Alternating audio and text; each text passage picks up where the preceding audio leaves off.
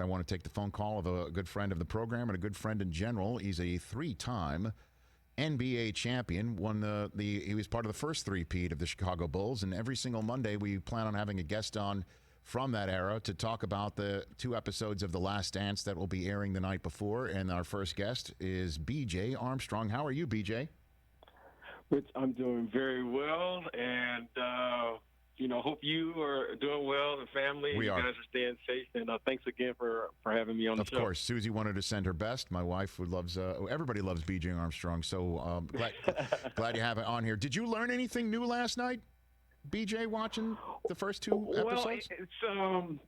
Well, Rich, it's as I was sharing this with my wife last night. It's always weird. I've always felt uncomfortable watching myself on television, right? Like an old game will come on, and I'll just walk out of the room. This is really weird to watch because, you knew the stories, and to watch it and know what's coming up next, it's kind of weird to watch, right? It's kind of eerie a little bit, and but it was fun, right, to revisit because you're seeing the reaction of so many people who didn't know these stories, and especially the youth today. So, it's been interesting to watch the reactions. Well, obviously, again, you were not part of The Last Dance. As a matter of fact, I mean, in what by that I mean the final three-peat of the Bulls. But you were. We did catch you last night hugging Michael after a Warriors game because you were on the Warriors at the time. We did kind of spot you doing that last night. But I guess I will just start here with this question that a lot of people are going to have throughout the 10 episodes. Why did this team get broken up? Why, BJ? Well, Rich, when you play sports, you play and you win. One of the things that I think you always have known, and what I learned very quickly when I came in this league, is, Rich, when it ends, it always ends bad. Always. And I learned that watching the Pistons. When the Pistons run ended, it ended bad. When the Lakers, living out here in L.A. now, when the Lakers run ended with Shaq and Kobe, it just ended bad. And, you can look now at the Patriots, with Brady. When it ends, it always ends bad.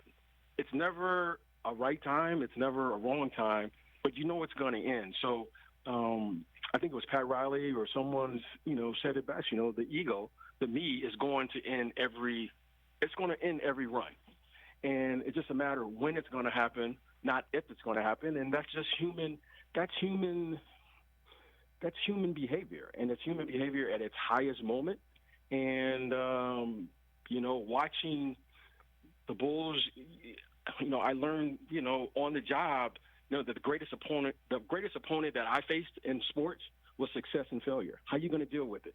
And what you're seeing here, in the first 2 episodes anyways, you see, how challenging it is to not do it just individually, but collectively as a group so that you can continue to get to the end result, right? And the end result in sports is winning and ultimately winning the championship. So, that's just the way it is. That's a part of the game. That's why, I found it challenging is how could you get these other 11 people and get us all on the same page where something was going to unite us and find us a way to live outside of ourselves, right? Well, it seemed, BJ, from what of course. And it seemed to me last night, seeing how Jordan chafed at a minutes restriction in his second year, chafed coming off the floor with seconds to go because he had hit his minutes restriction, that was something that soured him on Bulls management, and it never changed. Did you see that when you first arrived in Chicago?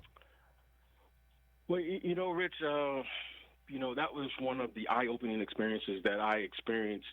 If I can just share that.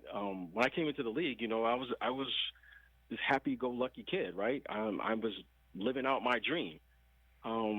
But what I quickly found out that it was a job, and more importantly, it was a business.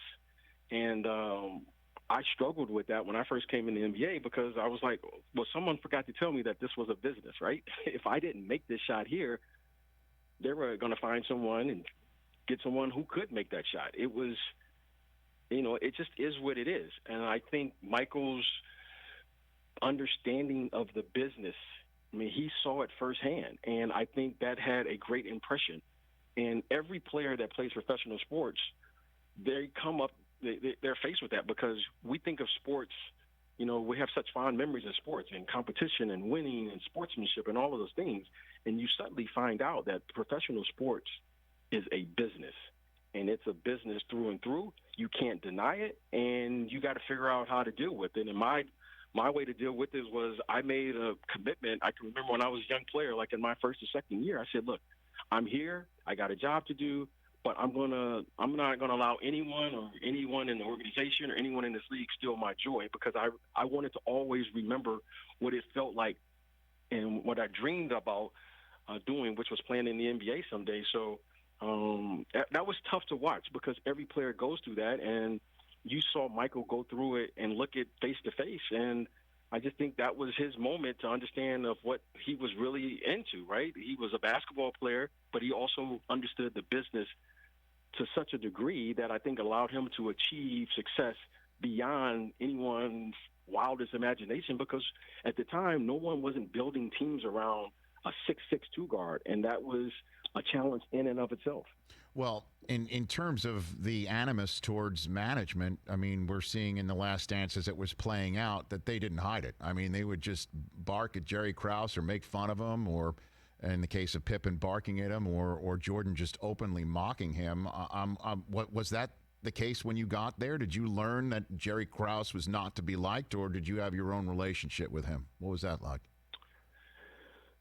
Well, it's the one thing is, sports is very interesting because you're playing this game and you're playing the game and it's heightened emotions. So, I saw it. I saw the back and forth. I saw all of those things. But again, I had to be incredibly professional and never get caught up into anything that was going to allow me not to do my job. Yes, did that happen? I think you saw a little bit of it with last night with Scotty, Michael, and those guys. And that was a part of the culture that we had there. But the key thing is that as a group, as a team, we never allowed what was going on off the court to affect what was going on the court. There wasn't anything that was said about not to like this guy or to like this guy. Everyone understood that at any moment, let's just be very transparent here. At any moment, anyone could have gotten traded. People could have got moved, what have you. If we don't win that series against the Pistons, maybe the whole team is revamped. Who knows? But the key is that that's part of it, right? And I learned on the job that I had to be comfortable being uncomfortable. So playing in chaos, playing with all these things swirling around, that was everyday normal occurrence for me. I learned how to deal with it, and I learned how to perform whatever was going on and just block it out. So I had the attitude, Rich, whatever. That was my word. Whatever. Whatever was going on in the bus, whatever. Because you know what? Hey, if Michael passed me the ball, I had to make the shot, and there were no excuses. B.J. Armstrong here on the Rich Eisen Show. And obviously, we want to talk about business. All business, Michael, was that. And it may stick out like a sore thumb here in 2020, where I guess there's a lot more kumbaya in some parts of the world. What was your first impression of Michael, and when did you learn, boy, you better come buttoned up, prepared, bring your A game all the time, BJ? Well, he just, I quickly saw him, really transcend, something that I have never seen before. Most players, I've seen players, tap into a zone, right? You have a good game, you may have a good week, you might have a good month. But this guy had a great day every single day. And not only in the games, but he was great in practice. And now I knew that I had to find a way to play and perform at his level in spite of myself not having a great game. And he demanded that of you physically, mentally, emotionally, every single time he hit the floor. So there was no, well, I had a bad game. Well, okay, he had a bad game, but he still was going to find a way. So he had a he had a principle that he would always say from time to time. The score is always 0-0 because he was such an incredible defensive player that if he wasn't scoring and you didn't score, he was still in the game. So as great as he was on the offensive end, really he was a blue-collar, defensive, grinded-out type of player who just happened to be a great offensive player. And as you know, Rich, you've been around, defense is about effort and energy, right? Every night you can be a great defensive player. Every night you can give that type of effort. So he just gave all of us who were around him a different way because he was going to find a way to win the game no matter what. He was going to find a way. He was going to, if he needed to get an offensive rebound, if he needed to get a steal, if he needed to make a defensive stop, he was going to do what was ever necessary to do that because he had the skill set, but more importantly, he had the mental toughness to focus in and get the job done. And, people talk about doing things, but he could actually go out and do it, and he did it. So, you know what? We had to find a way to elevate our games, if you will, to maintain and support what he was doing because he wasn't going to stop. Do you ever get on you? Did he ever curse you out? Of course. One of my fondest memories of Michael is that Michael was one of the guys, right? He loved being one of the guys, and he, when the Air Jordan and the cameras were off, he felt comfortable being one of the guys. So trash talking and being truthful with one another is part of building a relationship if you're going to achieve that level of success. But the thing is, Michael also would give it out, but the thing that was most impressive is he could take it. Huh? He could take it. Who would give it to him? Who would give it to him? Nothing you couldn't say back to him. Well, who did I don't know that? if that's going to come out. So he was truthful in his conversation, but he was respectful to the community areas, right? When you covered a team, there wasn't music playing around. There wasn't people disrespecting each other in the community spaces. He was very respectful, but he also wanted to apply the pressure because he was a person. He was a very simple person. His only objective was to win. So he didn't have a hidden agenda. He wasn't interested in, I got to get 35 points. I got to win this game, and I got to do whatever is necessary to win this game. So as complicated as it may seem, it was very, very simple because he was going to do what he had to do for one objective, to win. And anything else, that's you didn't know who he was. And as long as you had that same goal, then you had no problems with that. Sure, but who would give it back to him and over what? You know what? I'm going to tell you, Bill Cartwright was a terrific veteran. He was a terrific veteran. And when things would happen outside of, when things happen, of course, Michael was our best player. Of course, he had a huge voice. But Bill Cartwright when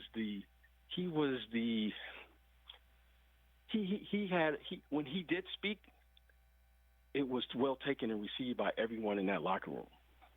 Because Bill was a pro's pro, right? Mm-hmm. He was a pro. He was a pro in everything, the way he prepared, the way he played, what he was able to do for the team and all of those things. And he had a huge voice. And he was always there if things kind of got just off the tracks a little bit. Bill had a way, of getting us back on the tracks. That's why we always nicknamed him the teacher. He was the teacher. He was the one who kept us in line. We were all young. Bill had been around. People forget Bill was a 20-point scorer in his New York days. Mm-hmm. And then he transitioned his game to be a defensive player when he got to Chicago.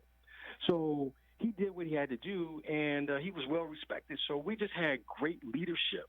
We had great veteran leadership. We had great leadership from our star, which was Michael Jordan, Phil Jackson. So we had all of the intangible things that was necessary for us to compete and win at the highest level. And that's my last question for you, B.J. Armstrong. How did Phil make it all work? You had a front row seat. I know you love and respect that guy. You want to talk about personalities. My gosh. The alpha dog of all alpha dogs is Michael Jordan. And then everything else that you just mentioned, Pippen wanting to get paid, all of that. How did Phil Jackson make it all work from your perspective? Well, first, Phil Jackson was very clear in that, he was coaching. Every time he would give a speech, he understood that he was giving 12 different speeches for the pregame speech. Phil Jackson understood the mindset of what it was like to be a player, and I think he learned that from, being a player. I think there's something that you understand how to operate in this dysfunctional environment, right? And Phil Jackson, the more chaos for Phil Jackson, the better he is. He's better when there's chaos. If there's nothing going on, he's a really good coach. But if there's chaos, if there's something going on, if there's whatever, he's that much better. So I think what made Phil Jackson connect with this group is because we were a group. The more drama and chaos was going on off the court, Michael Jordan was that much better. Our team was that much better. Phil Jackson functioned that much better. He was so much better of a coach when when our backs were against the wall. Phil Jackson would be so mad sometimes that he wouldn't even call a timeout if a team made a 6-8-0 run.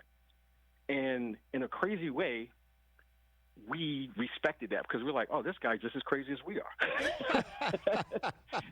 So the connection of knowing that, hey, this guy's the same as us. He's a little off center. I'm a little off center. Well, you know what? We had something in common. And even though we were all different from different backgrounds, he connects with the dysfunction of what this league is. Coaching an NBA team, let alone an NBA superstar, that's a very difficult thing. Phil Jackson gets it. Whatever it is, he gets that. And he has a connection with the players. He has a connection with the team. And I can tell you what, if you have a team that was ready to win, I couldn't think of a better coach to get you over the top than Phil Jackson. And not only did he do that in Chicago, he did that in L.A. And, that was a gift that he had. He knew how to function in the chaos. And and the more chaotic it was, he was better. So I think some people have a talent. That was his talent. BJ, this has been awesome. I knew it would be. And I knew I'm like, let's have a different guest on every Monday after The Last Dance. Let's get BJ Armstrong on first. And I knew after I'd talk to you, I'd want nobody else for the rest of the next 5 weeks. Well, Hope you're free. So kind. Thank you. Please tell Susie and the family I said hello. Thanks, BJ. And anytime, my friend. Right and back you're at the you. best. You're the best, too. That's BJ Armstrong right here on The Rich Eisen Show. Love that guy. Hey, you watched all the way to the end. Thanks for that. Watch more right here.